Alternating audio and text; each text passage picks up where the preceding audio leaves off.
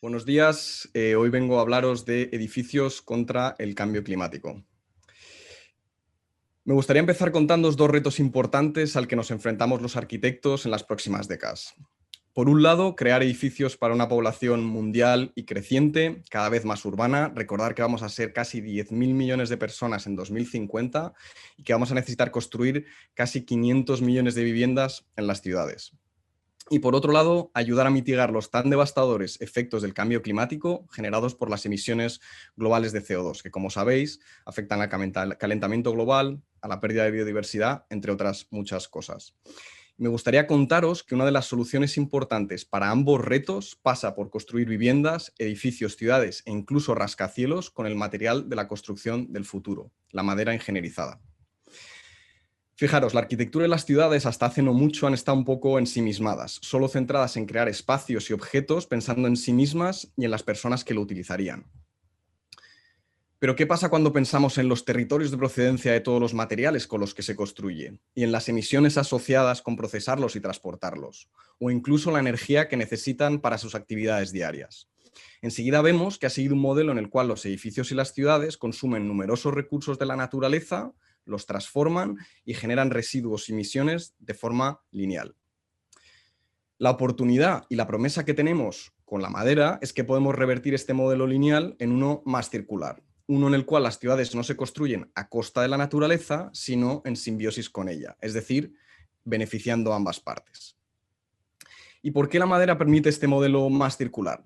Fijaros, utilizar madera en un edificio significa crear algo así como un depósito de emisiones de carbono a largo plazo. Es decir, edificios como si fueran un banco, que en vez de depositar los ahorros, estamos almacenando dióxido de carbono que previamente ha sido absorbido por los árboles durante su etapa de crecimiento, para así retirarlo de la atmósfera y almacenarlo de manera permanente. Y a su vez, liberar espacio para una nueva generación de árboles que pueda crecer y seguir secuestrando dióxido de carbono. ¿Por qué reemplazar los materiales actuales con los que construimos nuestras ciudades por madera? El hormigón, por ejemplo, que es uno de los materiales más utilizados en todo el mundo, contribuye un 8% del CO2 atmosférico global, como veis en este vídeo de la NASA. Producir una tonelada de cemento para un edificio emite 25 veces más CO2 que una tonelada de madera. ¿Y qué ha cambiado tanto con la madera si, como todos sabemos, es un material ancestral? La madera ha resurgido gracias a una nueva generación de productos altamente ingenierizados, como por ejemplo estos paneles de CLT, de las siglas en inglés Cross Laminated Timber o madera contralaminada. Un panel de CLT es más grande, más consistente, más resistente que muchos otros materiales estructurales disponibles a día de hoy en el mercado. Y por primera vez, en más de un siglo, tenemos los arquitectos a nuestra disposición una serie de materiales estructurales para la construcción que además provienen de un recurso natural y renovable, como son las plantaciones forestales. Esto nos permite crecer los materiales en vez de extraerlos y permite construir una nueva generación de edificios que hasta la fecha alcanzan los 85 metros de alto, como este que veis en la imagen recientemente construido en Noruega. O incluso, aunque todavía no estén construidos, solo proyectados, edificios de 300 metros de altura, como este, por ejemplo, en Londres. Y os preguntaréis, claro, cuanto más madera utilicemos para construir, menos bosques tendremos, ¿no? Fijaros, la mayoría de la deforestación que ocurre en el mundo, que es un problema extremadamente grave, no proviene de cortar árboles para hacer edificios, sino para nuevos terrenos agrícolas. De hecho, una mayor demanda de madera, como nos apuntan todos los científicos, generaría justo lo contrario, la necesidad de aumentar la superficie forestal global. Y una aclaración, una plantación forestal es un cultivo, como veis en la derecha, no un bosque. Los bosques autóctonos, como podéis ver en la imagen de la izquierda, son ricos en biodiversidad y tienen obviamente un valor ambiental incalculable y esos hay que conservarlos siempre.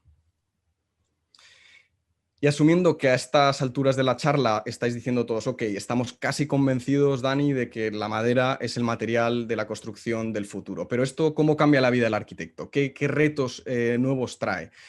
¿Por qué esto es un ilusionante para una nueva generación de arquitectos? Aquí van algunos cambios que yo considero importantes. Primero de todo, diseñamos los edificios que se construyen mayoritariamente en fábricas y que se ensamblan algo así como una construcción de Lego a escala real. Esto requiere de nuestra parte más diseño y más control de todas las piezas, aumentando de alguna manera nuestro papel como arquitectos en el proceso. Segundo, es una construcción entre un 25 y un 30% más rápida, además de ser más limpia, ya que genera muchos menos residuos en obra, con menos riesgo también para los trabajadores, algo muy importante que, como sabéis, como arquitectos tenemos mucha responsabilidad sobre eso. 3. Pasamos de solo dibujar edificios a ser de alguna manera parte activa del proceso de construcción y de la gestión de obra, haciendo algo así como de coreógrafos de un baile de piezas prefabricadas en madera.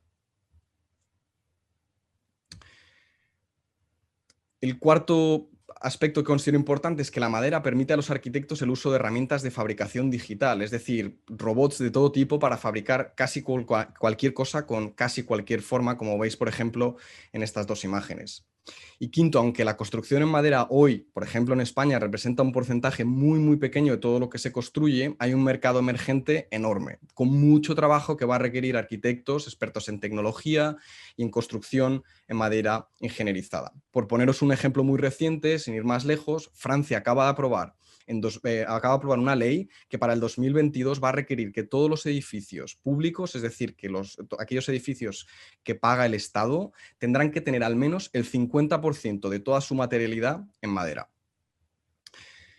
Me gustaría, para acabar, hablaros de algunas de las cosas en las que yo estoy involucrado como arquitecto y cómo estas caen en diversos campos de conocimiento y escalas muy variadas.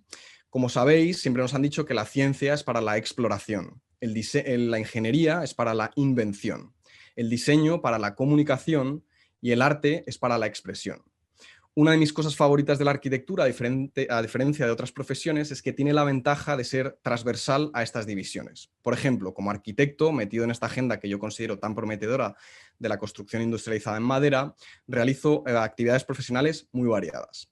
Por ejemplo, como diseñador, proyecto y construyo edificios ecológicos experimentales que generan su propia energía, construidos en madera, como estos pabellones que podéis ver en la imagen, o con estas casas solares como la Fab Lab House, en los cuales he realizado hace unos años desde el Instituto de Arquitectura Avanzada de Cataluña. Pero también participo en equipos multidisciplinares para desarrollar proyectos para nuevas ciudades construidas con una lógica circular también en torno a la madera.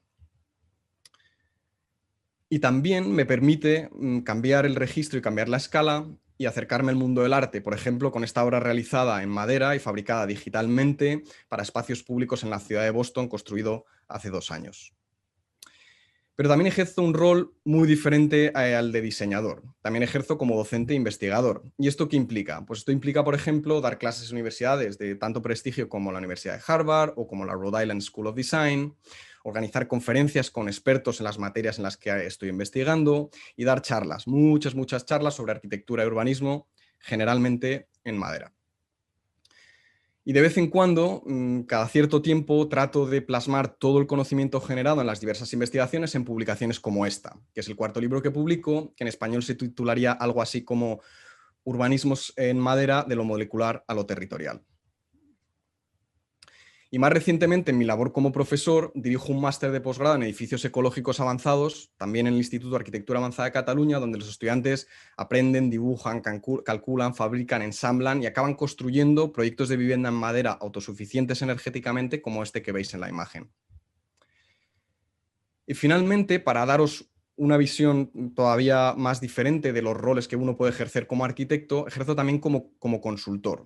En este caso, para instituciones como el Banco Mundial, que básicamente mi rol es asesorar o ayudar a asesorar a gobiernos en Latinoamérica de cómo crear mejores políticas públicas para crear barrios ecológicos construidos en madera. Es decir, ellos quieren mejorar la vida de los ciudadanos y recurren a expertos en la materia para asesorarse de cómo hacer eso mejor. Así que, como veréis, es una disciplina que permite trabajar desde el arte hasta la ingeniería, pasando por la investigación y la divulgación de ideas, en escalas tan dispares como la fabricación de pequeñas piezas de arte hasta el diseño de grandes ciudades, todas ellas, en mi caso, con el denominador común de la madera ingenierizada.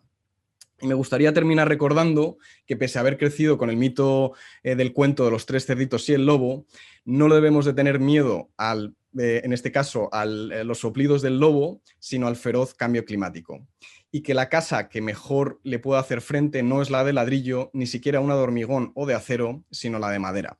Así que no solo espero, sino que estoy convencido que en la próxima década veremos ciudades cada vez más pobladas de edificios de madera. Y espero que muchos os animéis a afrontar este doble reto conmigo. Muchísimas gracias.